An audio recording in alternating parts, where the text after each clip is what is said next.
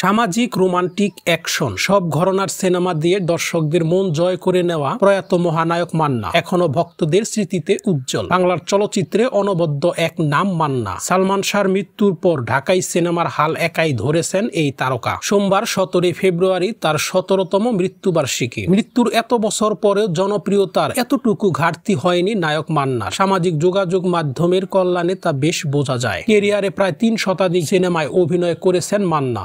সময় বড় পর্দায় চিত্রনায়ক মান্নার সিনেমা মানেই ছিল হলভর্তি দর্শক আর সফল ব্যবসা। মান্নার মৃত্যুর পর দেশের চলচ্চিত্র অঙ্গন সেভাবে আর মাথা তুলে দাঁড়াতে পারেনি। বলতে গেলে তার অভাব পূরণ হয়নি সেভাবে। মান্নার শূন্যতা আজও স্পষ্ট ঢাকাই সিনেমায়। এদিকে প্রয়াত এই নায়কের জীবন নিয়ে তৈরি হতে পারে অনেক সিনেমা, এমনটা নির্মাতারা অকপটেই স্বীকার করেন। সেই ভাবনা থেকে মান্নার জীবন কাহিনী নিয়ে সিনেমা বানানোর পরিকল্পনা করছেন তার স্ত্রী শেলি মান্না। নায়কের মৃত্যুর রহস্য নিয়ে চলমান মামলার কার্যক্রম শেষ হলেই সিনেমার কাজ শুরু হবে বলে জানান তিনি। প্রতি বছরের মতো এবারও নায়কের মৃত্যুবার্ষিকীতে পরিবার ও তার ভক্তদের পক্ষ থেকে দোয়া ও মাহফিলের আয়োজন করা হয়েছে। জনপ্রিয়তা তুঙ্গে থাকা অবস্থায় 2008 সালে 17 ফেব্রুয়ারি মাত্র 44 বছর বয়সে মৃত্যুবরণ করেন ঢালিউডের এই মহানায়ক। মান্নার পরিবারের দাবি ভুল চিকিৎসায় তার মৃত্যু হয়েছে। এই নিয়ে মামলা এখনো চলমান।